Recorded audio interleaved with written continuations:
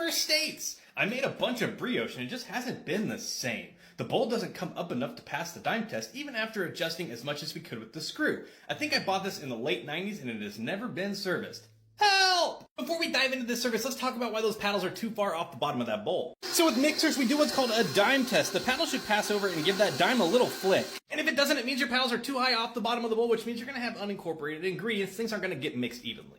Luckily for you, we invented a fix. There are two things that are going to help this. First, the Hi-Rize. We'll remove our bowl here, then simply slide the Hi-Rize over the bowl tabs. And boom, just like that, we are now passing the dime test. So the Hi-Rize are designed to bring the bowl up just a little bit, which causes those paddles to get a little closer to the bottom of the bowl, thus passing the dime test. But there's still a problem. This paddle can get pushed up. Look how far that comes off the bottom of the bowl. But our quick install spring and washer will fix that. Simply split this spring with your thumb and then thread it up into place.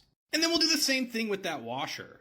And once you're around this peg, we'll simply just bend that back up into place. And just like that, you have a brand new spring and washer. The spring and washer is going to keep tension down on this beater. It's going to make sure that it stays engaged in your mixer, and it's going to pass the dime test. Both of those are available in our TikTok shop. Now, let's get to work. Let's remove this single screw that holds the beauty band in place, which will allow us to remove said beauty band. Take a look at all that oil that's leaked out under there. There is a fair amount of oil that's leaked out of here. Take a look at all of this.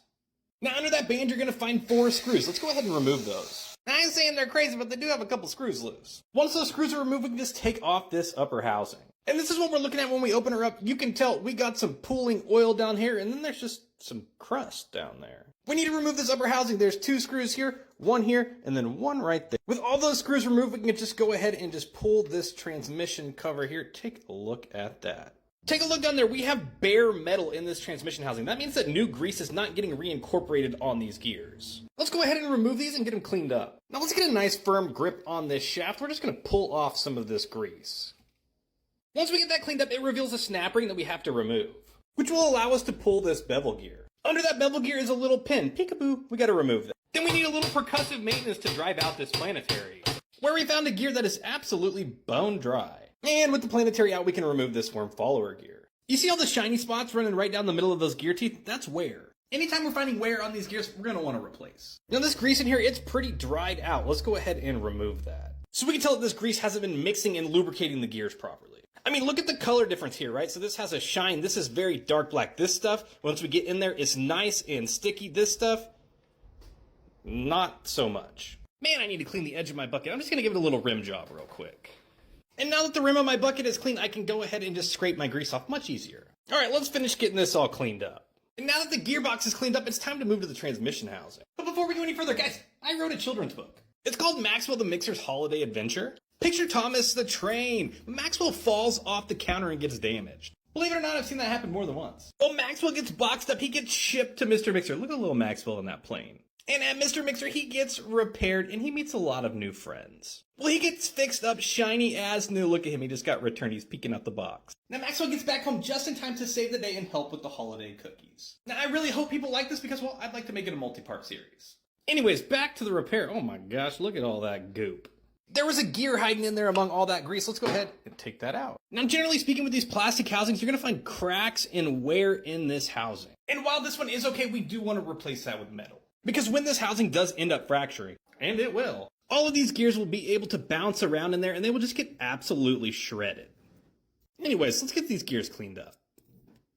So upon removing this sleeve bearing from the worm gear there, take a look. You see that indentation all the way around there? It's not supposed to be like that. And if you look right here, you can see it starting to crack as well. We're going to have to replace those. Now, coming back to this plastic transmission housing, it's a good thing that we changed it because there's little nubs right there, and these are actually broken.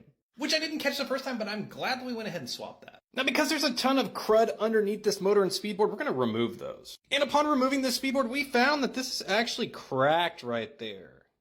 And unfortunately, if we do not replace that, that can also cause some major issues. So let's go ahead and just remove all of these clips. Now we can just fully remove this board from the machine. Followed by the motor here, there's just 2 screws in the back, which now allows us ample space to get all of this cleaned up.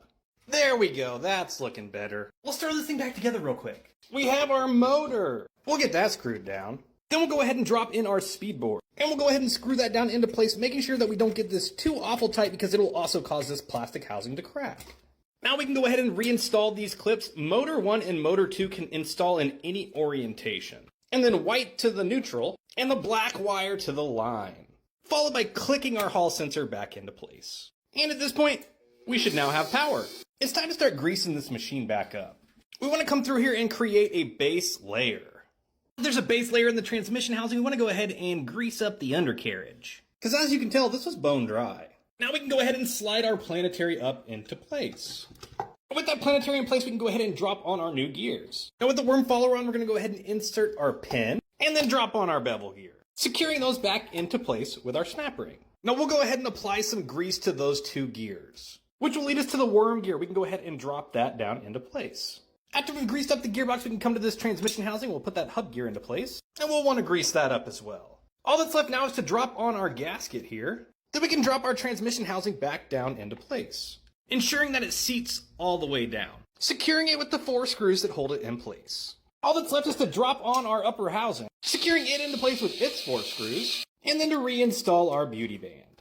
And just like that, this thing's rocking along good as new. I always like to install a comfy grip on these handles because, well, I think it just looks better than the bare handle, feels better than the bare handle.